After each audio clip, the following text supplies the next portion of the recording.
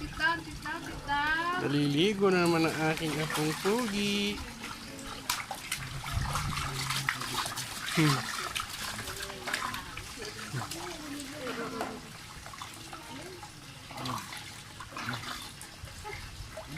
Naliligo sa ibang bayan. Oh, nasa Bintar, Ilocos Norte po sila ngayon.